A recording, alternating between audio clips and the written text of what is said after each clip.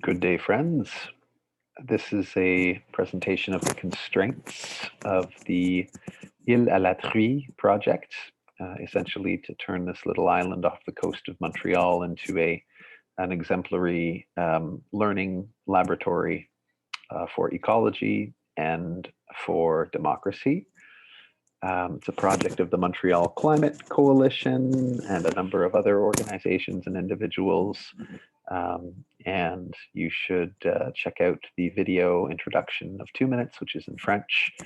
So this video will be in English, and you can find that video at latruie.ca. If you'd like to participate in this collaborative whiteboard that a few dozen people have already contributed to, you can do so at miro.latruie.ca. And we're going to get into a number of different constraints about the project. We discussed these on a call last night, but obviously many people couldn't be there in person, and we want this to be open moving forward as well for folks that will find out about the project in the future. There are ecological constraints to consider, legal constraints, democratic constraints that we're giving ourselves, logistical constraints that are very real, cultural constraints and opportunities, financial constraints, physical constraints, and then there are potentially others that we haven't yet covered. So here we go, one by one. We'll try to get through this in 3 or 4 minutes.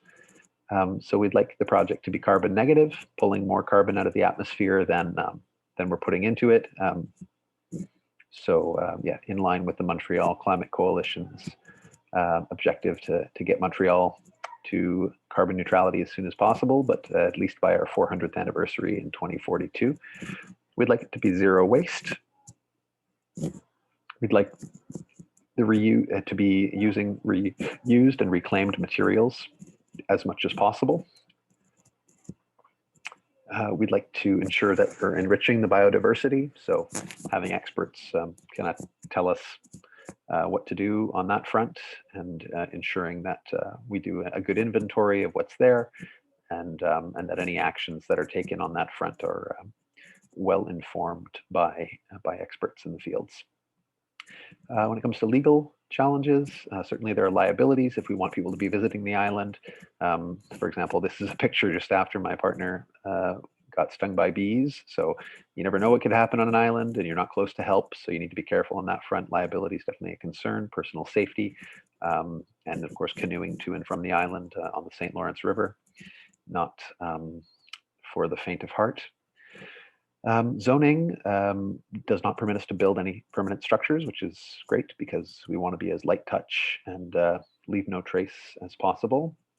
The jurisdiction is somewhat shared. Certainly Varennes is the city on which the land is located, but it is also unceded Aboriginal land, to be clear, and the waters around the land are managed, I think, by the federal government, and the adjacent islands are managed by conservation authorities and by provincial government ministries. So there's a number of jurisdictions that converge in the neighborhood of the island. No commercial activity is permitted on the island, so we can't be charging people to visit the island or turn it into an Airbnb or anything like that. On the democratic front, we want to ensure that the governance structure that we put in place is replicable so that we can be a laboratory, experiment, and potentially inform decisions that are made in Montreal and elsewhere in the region when it comes to deepened public participation in our democracy and building more faith in our democracy, which is waning of late. Open and inclusive, so yeah, one of the objectives is to be completely open. Whoever wants to join can join. And so we'll be discussing how that happens in the next couple of months. Reconciliation is another very important piece of the democratic governance aspect, and that is also to be discussed with Indigenous nations, mostly the Mohawk Nation, who are traditional stewards of that territory. And yeah, we'd like it to be, as previously mentioned, a laboratory for participative democracy. So you see a lot of these sticky notes all around, and those are from folks like you listening who would like to drop in ideas. So please do so. miro.latruie.ca is the website for that. So please jump in and put your ideas here. Add additional constraints if you'd like to propose them as well. So logistical constraints: water for drinking, cooking, and washing. The water of the river is not very clean. You can check out the water quality there, although it should be getting better with some new improvements to Montreal's water treatment plant. Access to the river, access to the island rather, river current is not negligible. Wind can be a very challenging hurdle to overcome with a canoe, especially if you're canoeing alone. But with 2 people or 3 people in a big canoe, it's generally not, it takes a pretty strong wind to deter. And of course, canoe parking, finding ways and places to park our kayaks, canoes, what have you, are constraints that are very challenging and real.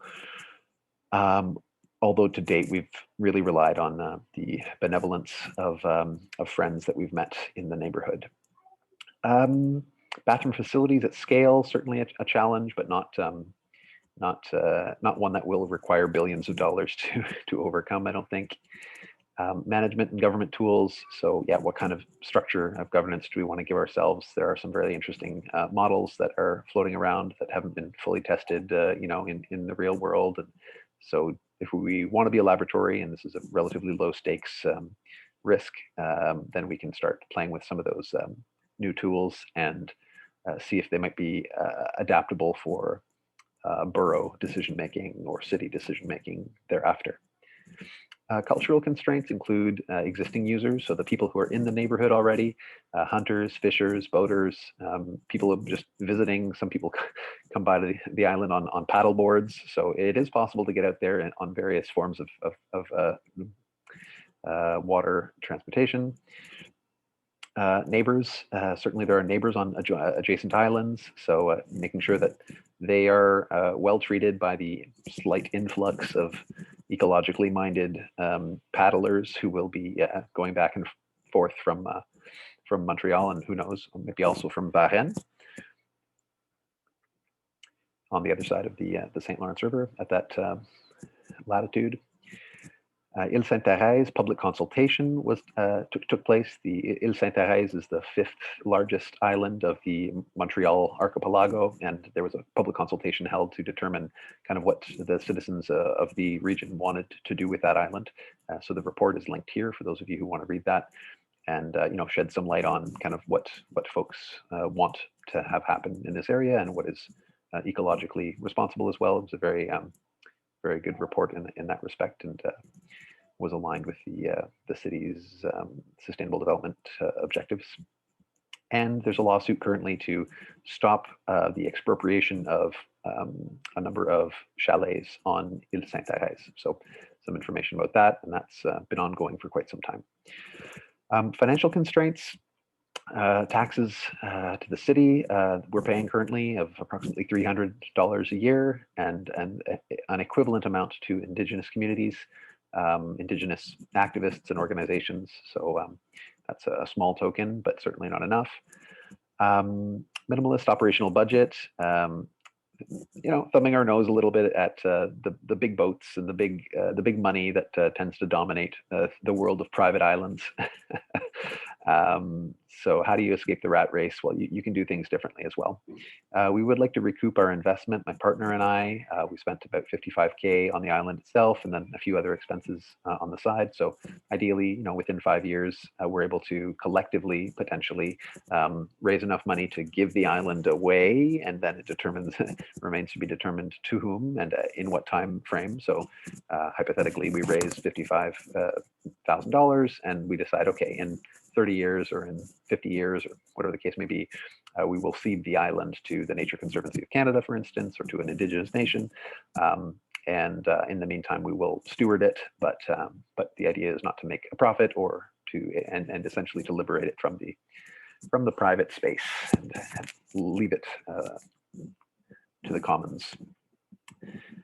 Independence from establishment funding. This is an objective to be able to demonstrate replicability of the project without needing big money from injections from corporations or governments or foundations. That's another constraint that we've set for ourselves. Physical constraints to be cognizant of, half up to 3/4 of the island is underwater in April and May, depending on, the level of the St. Lawrence River. So as you can see, this is a photo taken in August of 2016, and then just a few months later, in May of 2017, you see the difference between the island before and after.